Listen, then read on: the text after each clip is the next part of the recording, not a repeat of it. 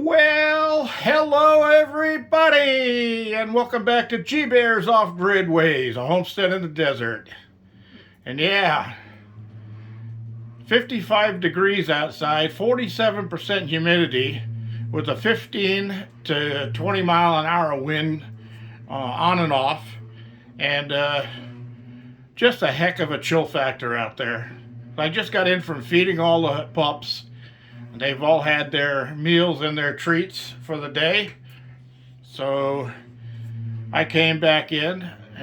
Today, Dog was acting like a spoiled brat, stealing the others' chew treats. But he pretty much understands when I say drop it, he drops it. The others still working on them, but it's working. Anyway, I had a request, and I'm indoors because of the winds and temperature. And there's my wind-resistant microphone setup right there. I don't want to connect that up just to go outside, because there's really not that much to show outside. I haven't been doing much because of the weather. So anyway, let's move on. What do we got here? Well, we got clouds. Been on and off all day long. Really dark clouds. Looked like it was going to rain. Never did. And weird thing is I checked 3 different weather apps on my phone, and none of them even showed those clouds anywhere. They're just, it's clear skies on all the weather apps. So go figure. So the request I got was about my propane appliances. All right. So let's start with the one that he asked about, the wall heater. This is it. This is the Propane, and I think I got my paperwork right over here. Yeah, okay, so here's the Propane. There's the item shown, and this is a 30,000 BTU. Okay, and for those of you who don't know what a BTU is, that's the amount of energy it takes to raise 1 gallon of water 1 degree. So figure 30,000 gallons of water and raising it 1 degree. That's what this machine will do. So as you can see down in there, there is a pilot light. And this is not electronic, anything like that, except for the igniter. Okay, when you set this on pilot, press down on the button, and then press and click this, and it gives a little spark down there to ignite the fuel. All right. Now, this is a ventless wall heater. Some places do not allow ventless water heaters. They must all be vented. This is a thermostatic switch up here, and I've already figured out what the differences numbers mean. So when I've got this set just past the 2 on here, that keeps it just around 70 degrees inside of here. Yeah, it says 72 in here right now. Now if I just turn this a little bit towards the 3, it clicks on, and there's the flame. Nice blue flame means it's burning the fuel efficiently. You don't want to see a yellow flame. That's no good for you. Now let's shut this back down again so I don't waste any propane. So this thing requires at least a 1/2 inch inlet tube. And you notice the loop in the tube right there? That's because they recommend that you put a water trap in your line going to the heaters. The reason for that is condensation builds up, and you don't want to be running condensation into your unit, so that's supposed to catch the condensation down inside there. When I changed the tank the other day, I did also pop that line off and make sure there was no moisture, and there wasn't. It was nice and dry. But that's something that they decided that we have to do on gas appliances. Um, I don't know. It's weird. I've been installing gas appliances for most of my life, and I've never had a problem with any of them not having a water trap in the line. But maybe it's because of the way they're making fuel nowadays. So anyway, this is a propane unit, and you can order it in regular gas. Let's see, vent-free gas wall heater. This is the MG30 TBF shown right there, and it's got a list inside of here somewhere that tells you all the other ones that you can get. But this is a great little unit, and I've got around a 600 square foot cabin. This is mounted here, which is pretty much the center of the cabin, and it keeps this cabin comfortable all night long, even when the temperatures drop down below freezing. So it'll run a little more often when the temperatures are below freezing, but it still doesn't run that much. As you saw when I changed my propane tank, I got 4 months or 3 months out of it, something like that. I think it was 4 months. Let's see, January, February, March, April. Yeah, it's 4 months.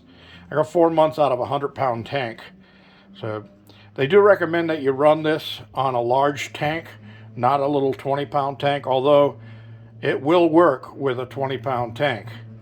The problem with the 20-pound tank is 30,000 BTUs is going to eat that up in no time. So you definitely want to have a 100-pound tank. It's 25 gallons compared to 5 gallons. All right, next appliance. On-demand propane hot water heater made by Mari. Okay, and you can go to Mari.com and get information on this. Now, if I remember correctly, I bought this special order through Home Depot. And I've heard people using these in motorhomes and modifying a motorhome to use this heater. Well, I don't know about that. I use it here in the cabin, and it works just fine for me. You got these different settings here, and right now I have the flame on high because it's winter. I have this set to winter, and I have this one set halfway. This is how much water flows through this unit. If I open it all the way up to the max water flow, the water doesn't get hot enough in the wintertime. You're in a shower and you're taking a less than lukewarm shower because the water out in the tank outside is traveling better than 100 feet to get down here to the cabin, and it's pretty darn cold coming into the unit. So this unit will not maintain super hot water like that. Even when I get in the shower, I first turn the valve on all the way.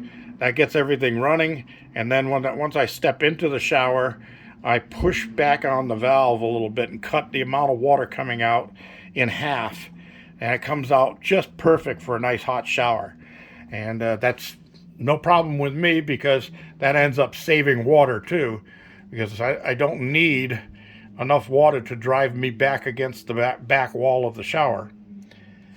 So here's the specs on this for those who are interested. Let's see if I can get it up there.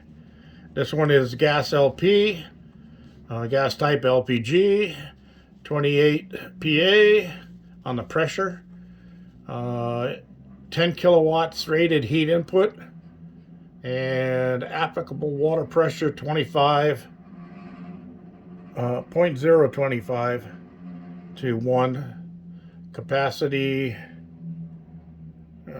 5 liters per minute, rated voltage 3.0 DC. Now what that is this little gray thing down here houses two I think it's D-cell batteries, and they are what runs the igniter on this.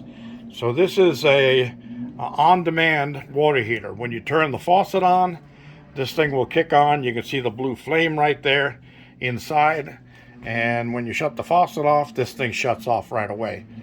Now those batteries that are in there since I put this thing in back in 2017, if I'm not mistaken. Yeah, I think it was 2017. And those are the same Duracell batteries in there. So they don't use a lot of battery power. And as long as the batteries are good, like Duracells that last a long time in storage, these just like being in storage, because this thing only turns on when I turn a hot water faucet on. All right, and we got that one covered. Next, my stove and oven. Okay, this is a dual gas unit, and it comes with a different two sets of orifices. So the orifices can be changed out. Now I've changed this because at my last house I had this on natural gas, so I had to switch it over to propane. So I got the manual out, and I was going to order the jets for it, and they said that they're included. So I found that interesting. So I pulled the unit away from the wall, and there was a plastic bag behind it with an instruction pamphlet on how to change out all of the jets and orifices so that you could convert this to propane. So I did that myself. It was very simple. Didn't take hardly any time at all. I think the whole thing was under an hour, and it was ready to go. Then I moved it out here when I moved out of the Orange County and set it up in here, and I've been using it ever since. And this thing has got electronic ignition, as you can see, and here.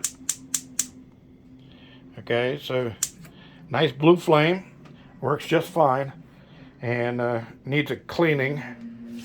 I'm a little ashamed of how dirty that is, but had other things going on. The pups sure take up a lot of my time. Anyway, that's the three propane units I have in here. Now there's my gauge showing what I've got in the batteries right now. It's 13.4 volts. This is a 12 volt system, so I've got plenty, and the battery icon isn't flickering, so that means that the batteries are at full charge and resting. The chargers don't need to put anything more into them. I really do like this. That came with my Ames inverter, and that's a low frequency inverter. And what this allows is I can keep track of whether the inverter is on or off, or kicked off because of a high draw on it or whatever, by the lights that are here. And instead of having to get dressed and go outside in the cold to reset the inverter, I can do it right here with this switch. So real nice little setup. And I have two of these switches. I've got a backup. For some reason, I don't know how that is. Oh, I think somebody sent me one because they had a spare laying around. So now I've got a spare laying around, but that's always a good thing. Something that somebody once said to me, when you're off grid, if you have only one, you have only none. Because if that one goes out, you're done. That's it. You got to wait till you order another one and wait for it to get delivered. So always have backups for all of your important components. So that's pretty much it on my eggshells over here. And yeah, I finally got my eggs back up to par here for about a week and a half to 2 weeks after giving some eggs to my neighbor so he could fulfill an order he had. I was running on just 2 eggs a day. I'd eat 2, go out to the chicken coop and pick up 2. And then the next day I'd eat those 2, go out and pick up 2. So that's what was going on with that. It looks like Patches saw something over there and going to check it out. So they've been learning pretty good. They don't keep me up all night anymore. They get inside their houses at night and nice and quiet for me. That's about all, everybody. I want to thank you all for joining me. Don't forget your thumbs ups down there. Don't forget share and subscribe. If you haven't subscribed already, do it. It's free. Doesn't cost you anything. It's not going to spam you. Not going to tie up your emails or anything like that. It just helps me out. It does help me out, and I do appreciate that you want to help me out. So please click on the subscribe button. That's all there is to it. Just click on it, and you'll notice nothing happens. That's it. Nothing happens.